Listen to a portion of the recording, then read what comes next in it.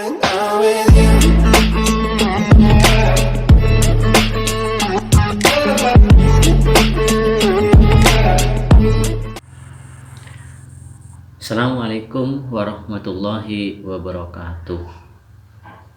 Siswa kelas 5 yang Pak Guru banggakan, semoga hari ini kalian dalam keadaan sehat dan dalam lindungan Allah Subhanahu wa taala. Anak-anakku, pastinya hari ini kita akan belajar kembali. Dan sebelum pembelajaran dimulai, marilah kita berdoa terlebih dahulu. Mudah-mudahan ilmu yang kita pelajari menjadi ilmu yang manfaat. Berdoa dimulai.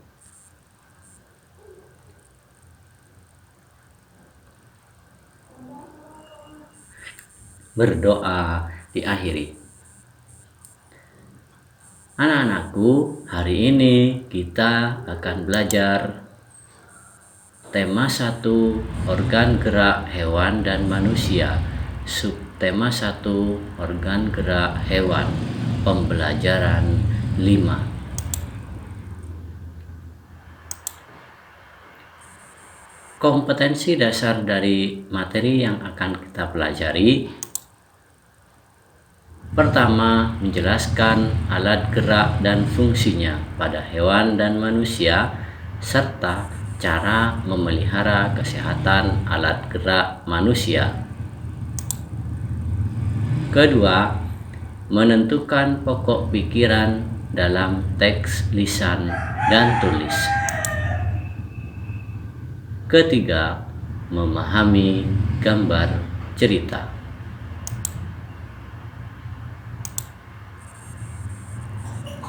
Adapun tujuan pembelajaran pada materi kali ini, pertama, dengan mengamati gambar, siswa dapat mengetahui ciri-ciri hewan vertebrata dan avertebrata. Dengan membaca, siswa dapat menentukan ide pokok dari masing-masing paragraf dengan tanggung jawab. Tujuan yang ketiga, dengan mengamati gambar, siswa dapat merangkai sebuah cerita dengan percaya diri.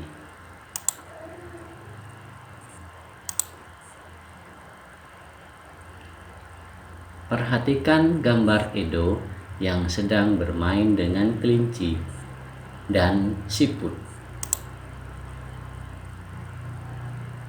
Di bawah kandang kelinci, Edo melihat seekor siput yang sedang berjalan perlahan. Edo pun mengambilnya. Kelinci dan siput sama-sama hewan, tetapi gerakannya kok berbeda ya. Kelinci bergerak lincah, berlari, dan meloncat, sedangkan siput bergerak sangat pelan. Mengapa bisa begitu ya? Gumam Edo penasaran. Berdasarkan cerita ini, kita akan menganalisa perbedaan antara siput dan kelinci.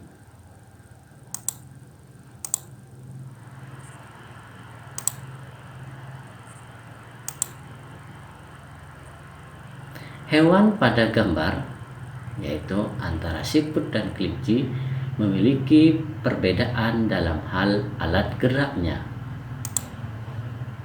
Secara garis besar, dunia hewan dibedakan menjadi 2 kelompok, yaitu hewan vertebrata dan invertebrata atau avertebrata.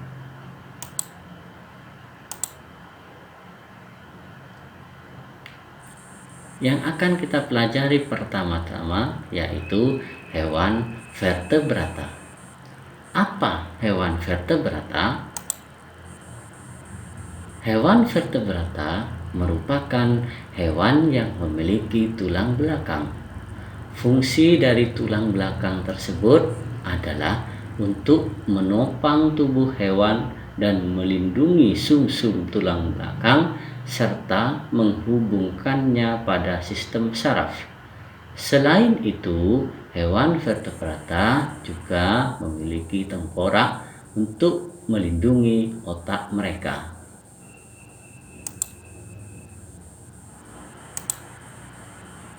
Seperti apa atau hewan apa saja yang termasuk ke dalam hewan vertebrata?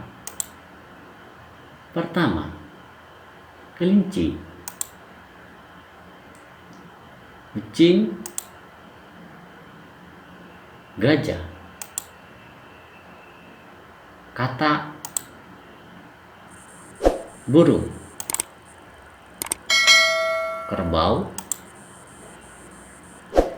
monyet, dan ikan. Apakah hanya hewan ini yang termasuk hewan vertebrata? Tentunya tidak. Masih ada contoh yang lain seperti sapi, kambing, kanguru, dan masih banyak hewan yang lain termasuk ke dalam hewan vertebrata. Jadi hewan vertebrata adalah hewan yang memiliki tulang belakang.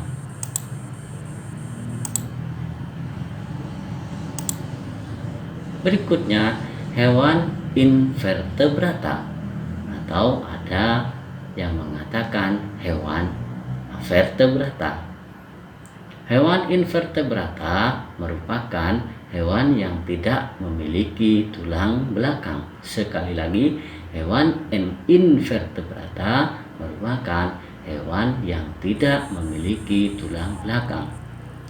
Hewan invertebrata memiliki susunan rangka di luar.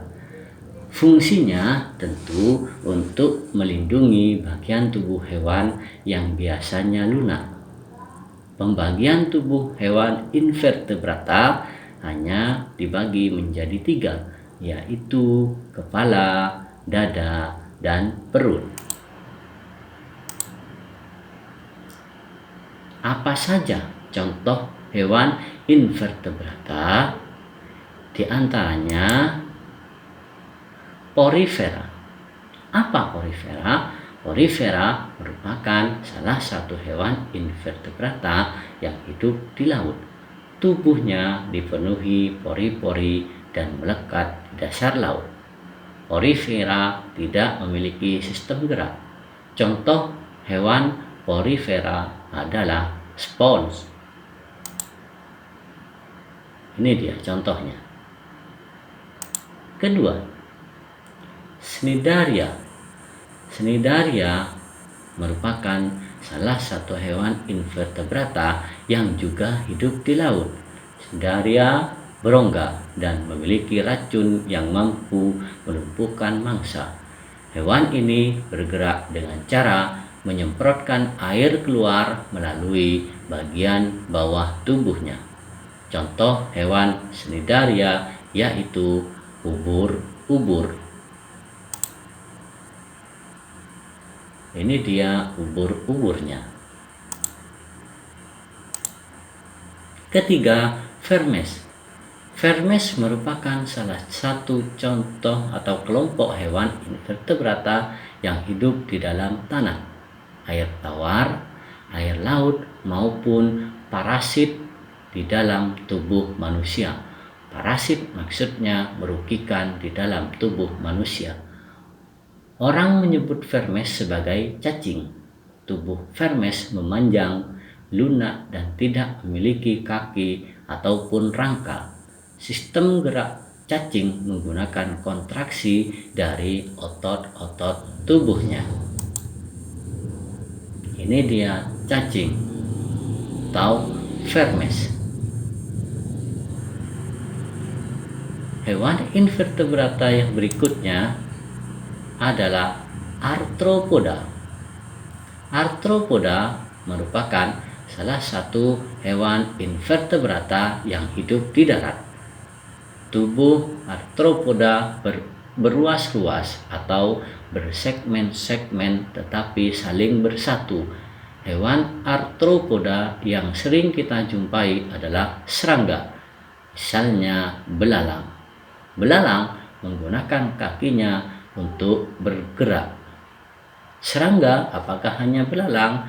Tentunya tidak. Ada beberapa contoh lain yang disebut serangga seperti kecoa, semut, lebah. Ini merupakan serangga.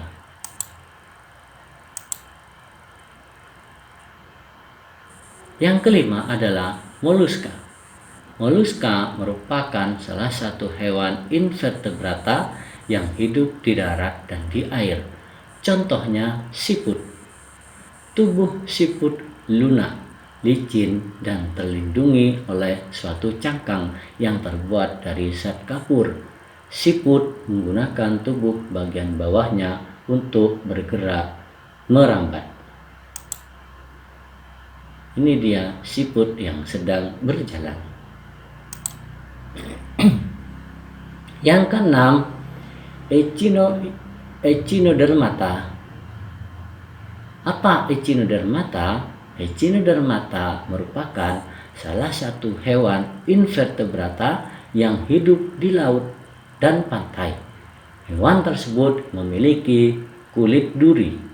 Contoh hewan Echinodermata yaitu bintang laut. Sistem gerak bintang laut dikenal dengan nama sistem ambulakral yang tersusun dari kaki-kaki berpembuluh. Ini dia bintang laut. Inilah keenam contoh hewan invertebrata. Berikutnya, muatan pelajaran bahasa Indonesia menentukan ide pokok bacaan. Ide pokok paragraf adalah ide yang mendasari disusunnya sebuah paragraf. Ide pokok kemudian dikembangkan dengan kalimat yang lebih detail yang disebut ide penjelas atau ide pengembang. Ide pokok menjadi inti dari hal yang dibahas dalam sebuah paragraf. Ide pokok disebut juga gagasan pokok atau gagasan utama.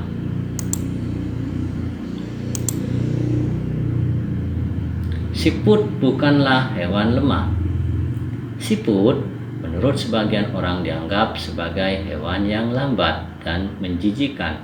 Bahkan karena gerakannya yang lambat, tidak jarang orang membanding-bandingkannya dengan kelinci. Siput juga dianggap menjijikkan karena tubuhnya yang penuh lendir. Siput merupakan hewan yang berjasa dalam penguraian serpihan daun-daunan. Kenapa berjasa? Karena siput memakan daun-daunan dan menjadikannya bagian-bagian yang kecil atau serpihan sehingga mudah untuk diuraikan oleh bakteri pengurai. Jika benda-benda yang besar seperti daun berubah menjadi serpihan dan diuraikan, akan bermanfaat bagi kelestarian lingkungan sekitar siput berada. Hasil penguraian yang diawali oleh siput itu akan berfungsi menjadi pupuk alami sehingga tanah pun menjadi subur. Siput adalah sang pengembara yang mandiri. Meskipun siput berjalan lamban, namun siput memiliki stamina yang sangat bagus. Daerah pengembaraan siput pun sangat luas. Pengembaraan siput dimulai sejak siput menetas.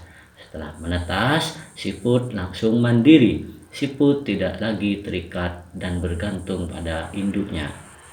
Berdasarkan teks bacaan ini, marilah kita tentukan ide pokok dan ide pengembang atau ide penjelasnya.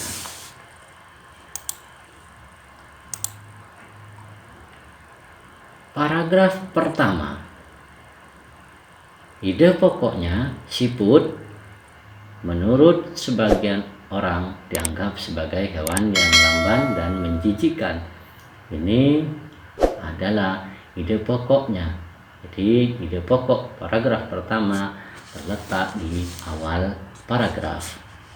Kalimat pengembangnya, bahkan karena gerakannya yang lamban, tidak jarang orang membanding-bandingkannya dengan kelinci. Kemudian kalimat pengembang yang kedua, siput juga dianggap menjijikkan karena tubuhnya yang penuh lendir. Ini ide pokok dan kalimat pengembang pada paragraf pertama.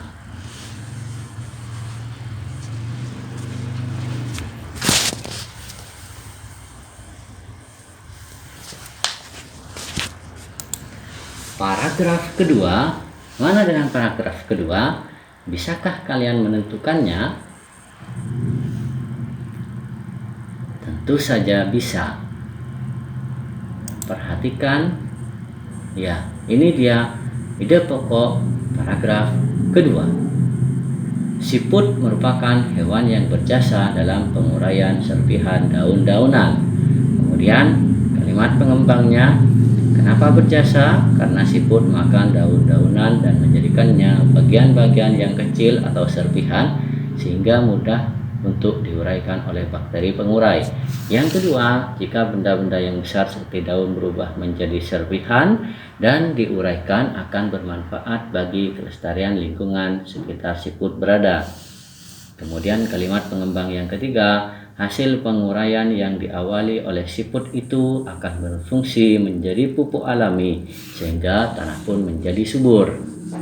Inilah ide pokok dan kalimat pengembang pada paragraf kedua. Ide pokok dan kalimat pengembang pada paragraf ketiga. Ide pokoknya adalah siput adalah sang pengembara yang mandiri. Kemudian kalimat pengembangnya adalah meskipun siput berjalan lamban, namun siput memiliki stamina yang sangat bagus. Yang kedua, daerah pengembaraan siput pun sangat luas. Yang ketiga, pengembaraan siput dimulai sejak siput menetas. Yang keempat, setelah menetas siput langsung mandiri. Kemudian kalimat pengembang yang kelima, siput tidak lagi terikat dan bergantung pada induknya. Inilah ide pokok dan kalimat pengembang dari teks bacaan di awal tadi. Mudah-mudahan kalian semuanya bisa memahami. Berikutnya muatan pelajaran SBDP. Materinya tentang corak gambar cerita atau ilustrasi. Dalam membuat gambar cerita, kita harus mengetahui corak gambar cerita atau ilustrasi tersebut. Di gambar cerita disebut juga gambar ilustrasi. Adapun corak gambar cerita atau ilustrasi adalah sebagai berikut. Pertama, realis. Realis merupakan gambar yang dibuat seperti keadaan aslinya, baik bentuk, ukuran, dan tata letaknya. Jadi gambar realis ini sesuai dengan kenyataan, jadi sesuai dengan aslinya. Penekanan realis bukan pada objeknya, tetapi pada suasananya. Makna yang terkandung pada gambar realis ingin memperlihatkan kebenaran tanpa adanya hal-hal yang ingin ditutupi. Contohnya seperti lukisan berjudul Kapal Dilanda Badai karya Raden Saleh berikut ini. Ini adalah contoh gambar realis yang merupakan salah satu corak gambar ilustrasi. Yang kedua, karikatur. Karikatur merupakan gambar yang melebih-lebihkan atau mengubah dari objek aslinya. Jadi karikatur ini melebih-lebihkan dari objek aslinya. Kata karikatur berasal dari bahasa Itali, caricare, yang arti melebihkan. Gambar karikatur menyajikan objek dengan karakter yang lucu dan aneh. Biasanya gambar karikatur mengandung kritikan dan sindiran. Seperti apa contoh gambar karikatur? Perhatikan contoh gambar berikut ini. Ini adalah contoh gambar karikatur. Ketiga, kartun. Kartun merupakan gambar yang berfungsi untuk menghibur dan berisikan humor. Gambar kartun dapat berupa tokoh binatang atau manusia. William Hogarth termasuk tokoh yang terkenal sebagai bapak kartun modern. Kartunis Indonesia yang terkenal diantaranya Hari PD, Ito Budi Santoso, dan Gunawan Raharjo. Seperti apa contoh gambar kartun? Ini pastinya kalian sudah tahu dengan gambar kartun ini. Selanjutnya, dekoratif. Dekoratif adalah gambar yang disajikan dengan mengubah bentuk objek aslinya namun tanpa menghilangkan ciri-ciri khasnya. Gambar dekoratif dapat meniru alam seperti hewan, tumbuhan, dan manusia. Seperti apa contoh gambar dekoratif? Ini dia. Jadi gambar dekoratif meniru hewan, tumbuhan, dan manusia.